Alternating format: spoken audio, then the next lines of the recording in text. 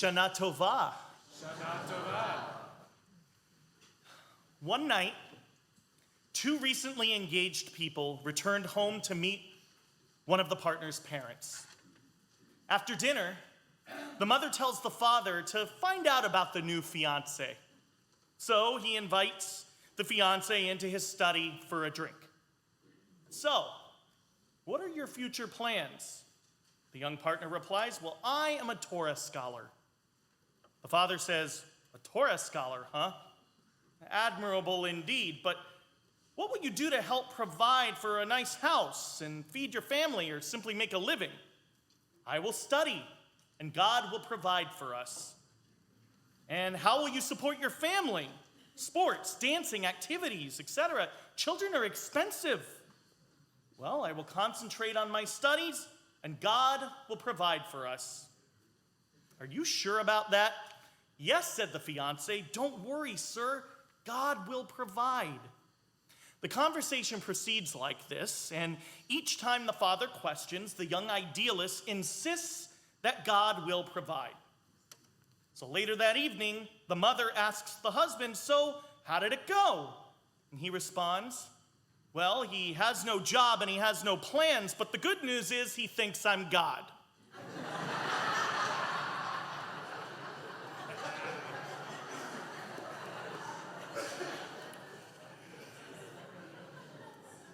Too often, we leave things to others. Tonight, I have one question. To whom are we leaving the Jewish future? Jews enjoy tradition. From stories to food to text and back again, we love what we know.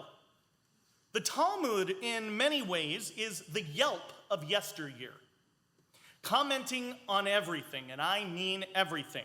Our tradition, our history. That's what makes our culture and faith real and approachable while establishing deep connections. Some of us are here tonight because it is Rosh Hashanah, and that's just what we do. Yelp actually says SHM is the best service in town, but it's for another story. Let's push ourselves tonight to think of our place in the Jewish story, in our families, in our temple. What's next? What will Yelp say about the way we practiced our faith? What will it say about how we inspired the next generation or turn them off? What will Jewish Yelp tell others about how we are to return to our tradition? I am stuck on the question I've thought about for years now. What is next? What is next for the Jewish people? Before we answer that question, it's important to know some context. According to the 2020 Pew Research study, over 87% of identifying American Jews remain unaffiliated with a synagogue or a Jewish organization. What is it that they're identifying with if they're not connected in any way? Of the 7.5 million identifying American Jews, over 6 million are organizationally unengaged and not connected to our faith. Perhaps it's a struggle to connect, or they're just happy where they're at. Regardless, these are alarming statistics for the Jewish people's future. What is next for us? Jewish people are simply not engaging with the numbers and enthusiasm they once were. Why do we so often see a large percentage of the Jewish community disengaging rather than leaning into it, be it a leadership role or otherwise? Well, sometimes it's insecurity, where we don't feel comfortable praying in a language we might not understand or interacting with people we don't know. Other times, we're stuck in our own way, where tradition prevents us from connecting with something different, or we simply prioritize so many other aspects of our lives over our connection with our faith. We will only see continued decline if sticking with tradition and what we've done before is the primary method for sustainability. Okay, now for some good news. We are so fortunate to belong at Shir HaMa'alot. As our Jewish home, we provide such a rich and wide foundation of Jewish history, education, music, community, and spirituality that any demographic can relate. It's why we continue to thrive as the center of Jewish Orange County. But not all Jews across the country are as fortunate. They struggle deeply to answer that what's next question and rely on the we're going to remain the same and hope that others come to us model. To be certain, the Pew Report findings do not lie. They are looking us straight in the eye, telling us all to do something or risk our communal future.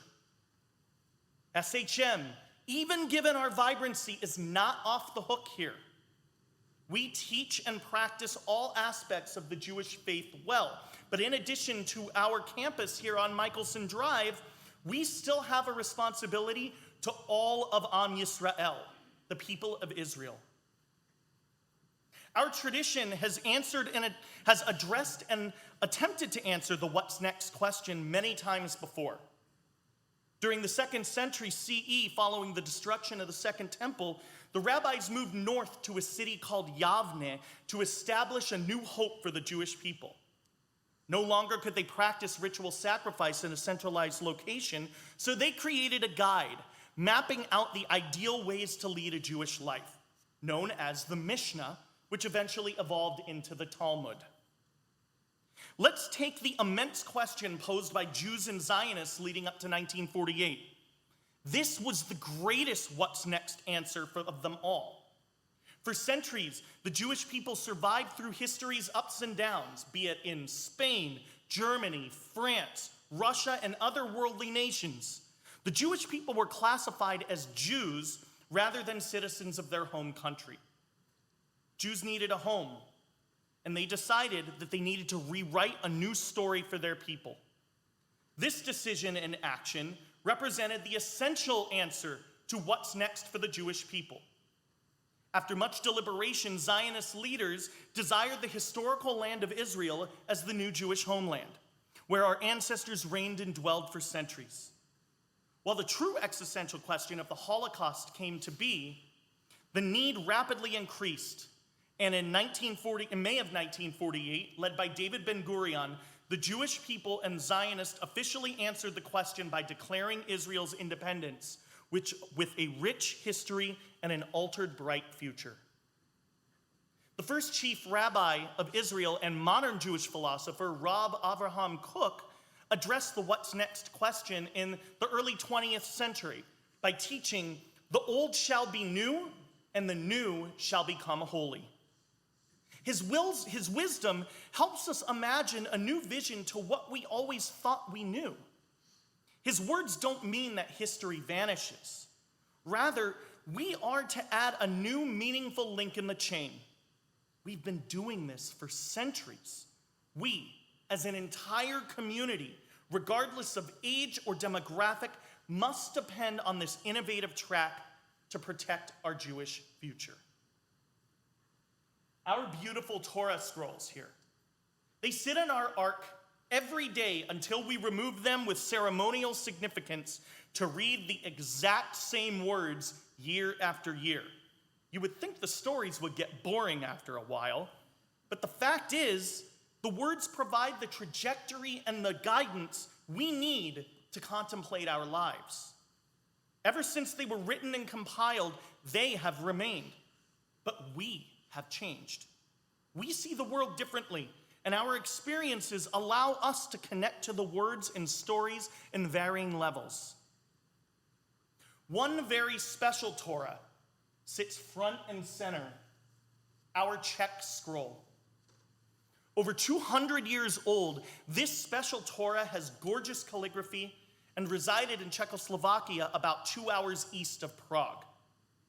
For years, Jewish residents read from this same scroll until Nazis attempted to destroy it during World War II. This scroll remained in the Eastern Bloc country for more than 20 years until the Memorial Scrolls Trust charity of Great Britain adopted the scroll, repaired it, and granted a permanent loan to us here at Shir HaMa'alot in 1968. In a region where so many Jews resided, no Torah scrolls currently permanently exist, and no Jews remain. How special for us, for our temple, not only to house this scroll, but to do what they cannot. This particular Torah reflects the perfect metaphor for the what's next question. She has a history, a story, and that wasn't nearly enough. It's the same scroll with the same words, same anecdote, same law, but our community now reaps its benefits. Many of us, and now after tonight, I hope each of us in this congregation will bear the responsibility of housing this scroll and keeping her story alive. We took the old, we made it new, and we made the new holy. The Eitz Chaim, the tree of life, has sprouted across continents and oceans to our beautiful home here in Irvine, where we know it will be the center of Jewish growth and vibrancy. We didn't stand by and just put it on display. We took history, and we are making history. 2.5 generations of B'nai Mitzvah students have read from this scroll. What's next? That is what's next. In early December of this year, with my father-in-law, I will be traveling with this Torah back to the Czech Republic so that it may be displayed in the region's museum for a week. The first time any Torah scroll that previously resided there prior to the war will return to the spot for which it was read 80 years ago. Historians and state representatives from the Czech Republic and other European nations will attend a ceremony honoring the 80th anniversary of the first transport of Czech Jews to the Teresian concentration camps. As part of this ceremony, I, as a representative of this temple, will become the first person to read from our Czech scroll in Europe in 77 years. I am honored and humbled, not only as a rabbi representing SHM, but as a Jewish person, to kindle the hope for our Jewish future in the same way, in the same spot where Nazis were determined to destroy it forever. This scroll remains the perfect metaphor for life as we ask ourselves, what's next for the Jewish people? For me, this is what's next. Doing something extraordinary and different, doing something that hasn't been done in nearly 80 years, reenacting, re-enabling, and recreating history.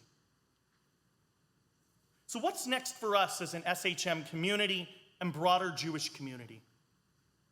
A large percentage of our temple participates in certain programmatic and spiritual aspects of congregational life. But our people need you. Not only the same people who place the responsibility on their shoulders to push our people forward.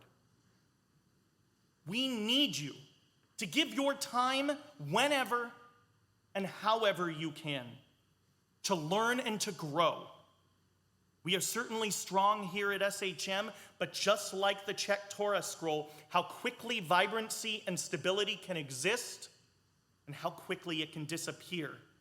And it is upon us to ensure its beauty in plain sight. So what do? What's next? Here are a few options. Volunteer and give back your time. Just here at Shir HaMa'alot, we have multiple groups that are in great need of volunteers to help keep programming strong. Our children, they see what we do day after day. By volunteering, not only does it help in the present, but leads by example by actively portraying the model of engagement and upholding the values for our future generations. This might include the community building of the sukkah, or helping to run a booth at the Purim Carnival. It could be organizing our food drives and help those with food insecurity, or being on one of our numerous committees. Further, we can take classes, educate ourselves so that we might educate and inspire others. We provide countless adult education classes from historical and philosophical perspectives to music and cultural offerings. And of course, we pray every Shabbat. The question is there, but so too is the answer. What's next is right at our fingertips. It's time to take our experiences, look at what's out there for us, write our new stories, and make them holy. We are all in this together. We are members of SHM and the Jewish community for the best moments and the worst of moments. It's our insurance policy, because when you need us, when you need faith, even though you didn't know that you do, when you need community, even though you don't think you do, when you need to know what to do and you don't know what to do, we are here. When you didn't even realize it's what you needed because everything else takes precedence, we are here. It does not only fall upon the shoulders of those who came before us. We must hold the responsibility with strength and courage. We must be able to say, I am proud to be Jewish, and have it play a major role in our lives. All of us together, with great pride and equal capability, must work together to determine what's next. Is our task great and existential? Absolutely. But for the things that matter, an existential approach helps define the depths and importance for which we are dealing.